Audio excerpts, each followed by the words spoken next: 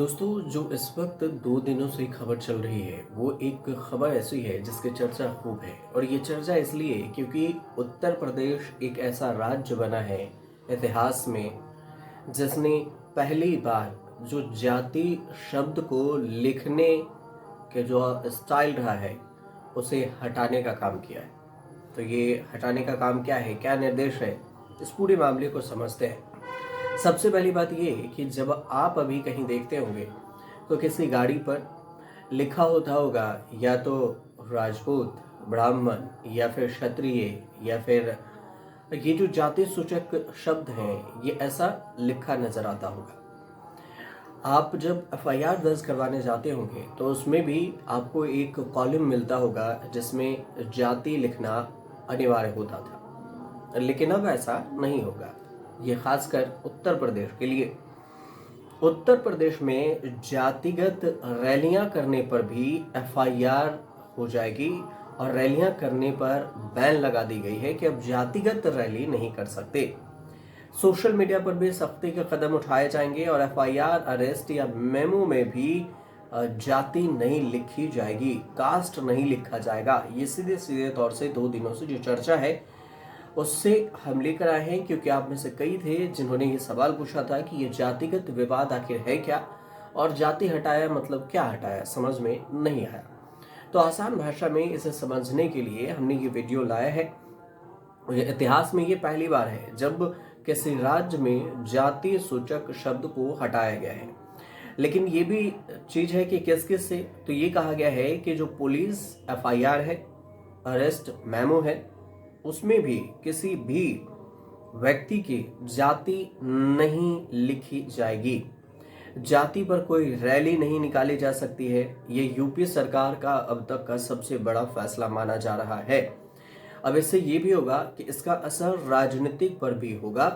मुख्य सचिव हैं इलाहाबाद हाईकोर्ट के और इस आदेश का पालन करते हुए निर्देश जारी किए कि सपा बसपा जैसी पार्टियां जो जाति आधार पर शुरू हुई थी, इस नियम से इन्हें काफी नुकसान हो सकता है, पहुंच सकता है। क्योंकि आदेश के अनुसार से कहा गया है कि सरकारी और कानूनी दस्तावेज में भी जाति से संबंधित कॉलम को हटा दिया जाए। तो अब हट ही गया। अब समझिए, एक तरह से सरकार का जो ये कदम है सभी को समान रूप से देखने के लिए उठाया गया है। आदेश के अनुसार से ये बताया गया है कि पुलिस एफआईआर हो, गिरफ्तारी मेमो हो, इन सारी चीजों पर जाति का उल्लेख नहीं होगा कि आप किस जाति से हैं। इसके बदले माता पिता के नाम जोड़े जाएंगे कि आपके माता पिता का नाम क्या है। एक और बात है कि थानों के जो नोटिस है या फिर थाना के जो नोटिस बोर्ड है, वाहन है, साइन बोर्ड है, इन सारी चीजों से जातिगत का सिंबल और नारे हटाए जाएंगे। आदेश के पालन हेतु एसओपी जो गाइडलाइंस है वो भी जारी कर दिए जाएंगे और इसमें पुलिस नियमावली में भी संशोधित किया जाएगा, पुलिस के पास जो नियम है। दूसरी बात है, सोशल मीडिया पर भी, इंटरनेट पे भी जाति सूचक शब्दों का इस्तेमाल यूपी में नहीं होगा। सचिव के अनुसार से कहा गया है ये कि अब प्रदेश में जाति और जातिगत रैलियां, कार्यक्रम नहीं हो सकेंगे। इसका पालन सख्ती से करना होगा। इसके अलावा सोशल मीडिया पर भी आप इसकी बात नहीं कर सकते, जाति पर बातचीत नहीं हो सकती। जाति का महिमा मंडल करना, दूसरी जाति के खिलाफ नफरत फैलाने वालों के आईटी एक्ट के तहत कार्रवाई की जाएगी, जो अगर ऐसा किया उसे। दूसरी बात है कि किस मामलों में छूट है। तो जाति अगर लिखना है तो आदेश में सरकारी कागजों में किसी भी व्यक्ति की जाति लिखने की मनाही की गई है। हालांकि कई पेचीदा कानून होते हैं या फिर कोई ऐसे मामला है जो जाति से संबंधित है, जैसे एससी एसटी एक्ट है, तो ऐसे में कर्मचारियों को सरकारी कागज में जाति लिखने की छूट दी गई है।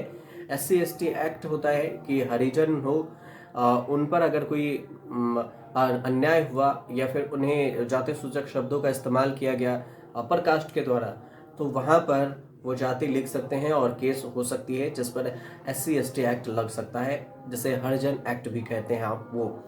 इसके अलावा हाईकोर्ट ने भी आदेश दिया था, ये 19 सितंबर को इलाहाबाद हाईकोर्ट का एक शराब तस्करी की सुनवाई के दौरान कहा था कि मामले में याचिकाकर्ता प्रवीण क्षेत्री ने अपनी गिरफ्तारी के दौरान एफआईआर और जब्ती मेमो में अपनी जाति भील लिखने पर आपत्ति जताई थी। न्यायमूर्ति विनोद दिवाकर की एकल पीठ ने इस बात को गंभीरता से दिखाते हुए नैतिकता के खिलाफ माना था। कहा था कि जाति का महिमा मंडल राष्ट्र विरोधी है और इसके बाद कोर्ट ने यूपी सरकार को तत्काल प्रभाव से पुलिस के दस्तावेजों में बदलाव करने का आदेश दिया था और कोर्ट ने ये कहा कि अभिव्यक्तियों या अभियुक्तों, मुखबिरों, गवाहों की जाति से संबंधित सभी कॉलम और जो प्रविष्टियां हैं उसको हटा दिए जाए। तो यही एक चीज है जो जाति को लेकर जो सवाल बार बार उठ रहे थे उसका जिक्र हमने आपको किया और आपसे ये जानकारी हमने आपको बताई है।